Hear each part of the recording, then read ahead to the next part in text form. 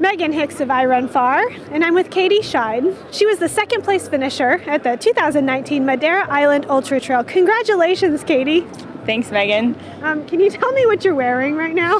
I'm wearing my, I think it's a traditional Madeira Island hat. And so does the little tail on the top, is that supposed to attract aliens, Not quite bugs? sure. It did not come with an instruction manual, so I'm just going to see what happens for now. May have to Google Madeira conditions or traditions.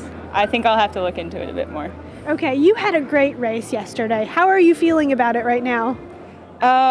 It's all still kind of a blur, but yeah, it was a good day. There was things that I learned from and things that went better than I thought. So all in all, I'm pretty happy with how it went. Okay, so let's talk about some of those highs and lows, because for me, when I saw you, I felt like you were always chipper, cheerful, pretty calm. It seemed like things were going well for you, but there were some highs and lows also. Yeah, I think I was pretty calm that was kind of my goal, because I knew going into it that there's going to be a lot more strong women that I'm used to racing at once.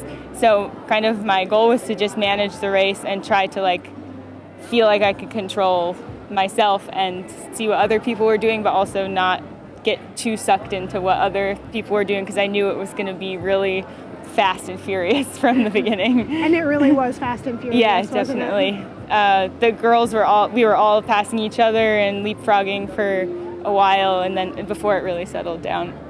When did you feel because I felt like the women's race went out real hot, Courtney took it out hot, it was expected, but I also thought that a lot of people played pretty close chase straight away. Yeah, I don't think it went out overly fast. Okay. When I saw Courtney take off, I honestly thought, it was, obviously she left us, but I didn't think it was so much faster that we needed to chase her. Got it. But then clearly it was, so maybe I should have gone with her, but I don't know.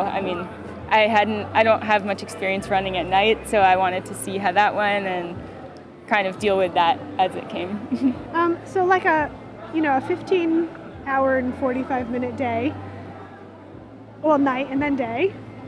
What was it like? What was the night running like? Where was it a low point for you?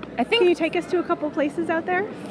Yeah, sure. From the beginning, I think after 2 hours, I felt I was having dreams of my bed, and was I would really It's a little soon for this. Yeah, I was I shouldn't already be sleepy, but maybe it'll pass, and I just kind of told myself it'll pass when the sun comes up. So then I was really counting down the hours to when the sun came up. Okay. And I think that really helped divide the race. So at the beginning, I was feeling fine, but not really super motivated. Okay. Motivated, but not really ready to push. And then when the sun came up, I felt okay, I got this, it's beautiful. And I spent most of the day with Audrey, so I was really happy to be with her. And we actually so Mimi, Audrey, Maite, and I were all together when the sun came up. Okay. And it was really, really beautiful. I was really happy then. And were you on the high part between Encumeada and Corral when the sun actually was coming? Yes, exactly, okay. yeah. Right after you climb up this steep pipeline, it came up, yeah. Awesome. So tell me for a minute about your connection with Audrey, because you guys spent a lot of kilometers together yesterday. What's the story there?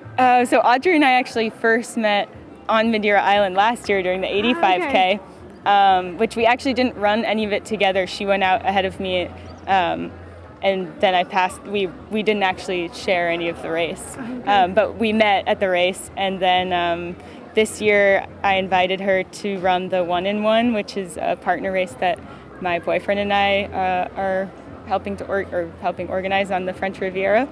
So Audrey came and we did that 3 weeks ago. So we actually did 2 days of running 80K together. Training camp for this. Yeah, exactly. Yeah. So then it just felt right to be with Audrey, because we had already spent so much time together.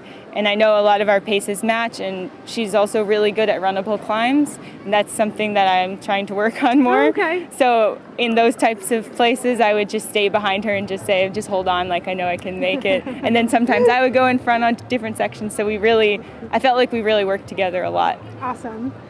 So this morning I spent a little bit of time looking at the women's splits. And you ran the fastest women's splits for a good chunk of the middle towards the end of the race, from Pico Rivo, I don't know how to say that right, to Portela. You had the fastest women's splits at almost all of the checkpoints. What was going on there? Were you just having a ball in the technical part? Did you feel yourself getting stronger? Were you really trying to chase Courtney then? What was happening? I think so. That's when Audrey and I separated. Okay. And that's when I kind of saw okay, I mean, we were really well matched for a while, and I thought, okay, I know Maite's not that far, and I know how strong Maite is. And Mimi were both behind us. I know how strong both of them are. So I was like, you don't want those women behind you necessarily. Yeah, right? exactly. It was not a point to get lazy. So at that point, I actually made an effort, I made a real effort to say, okay, I'm going to push now. Okay. And I actually did I pushed. And it's good to see that you can see it in the splits, because sometimes you just feel like you're pushing, but you're not actually. You're not going anywhere. Yeah. So I really pushed there and made an effort, and then just tried to hold it together for the end. Did you know at Portela you were it was 12 minutes back of the leader? Did you have a sense of? Nope, didn't know that. Okay. Okay. I thought it was 20 minutes the whole time. Okay. Yeah, you had an incredible section from Poiso to Portela where you just carved a ton of time into Courtney there. Okay. You were I think it was 12 and a half minutes back from her there, but yeah, no sense that she was as close as she was. I mean, I kind of assumed I was gaining on her, because I know that the downhills are something that I can be strong at, and I knew that I was pushing, so pushing in something that I'm strong at, I assumed I was maybe making up a little, but assumed she was so far ahead that, I mean, it wasn't going to change the outcome of the race. Just was more worried about all of the girls behind me. You were thinking about what was behind. Exactly, yeah. Interesting. So last year you won the 85K. Now you've taken second place in the 115K. Are you glad you came back? Are you glad you came and did the full traverse? Yeah, sure. I'm really happy I came back. I really like this island, and it's also cool to do a race that you're so familiar with. I think I don't know how often you really come to a race where you know the whole course, and that's cool. And a little bit more comforting when you're having a low point to know what's coming and know that you've done it before. Yeah. And also the island is so beautiful, and especially the race organization here, I think, is maybe the best of any race I've been to. I mean, look at the hat you're taking. Yeah, this is a prize, so you can't really top that. I mean, you have that and some beautiful birds of paradise flowers. Yeah, and some fruit. And some fruit. Yeah. Yeah, an amazing box of fruit. Yes. Well, that should help your recovery right along. I think so. Yeah. Congratulations on your second place finish at the Madeira Island Ultra-Trail. Thanks.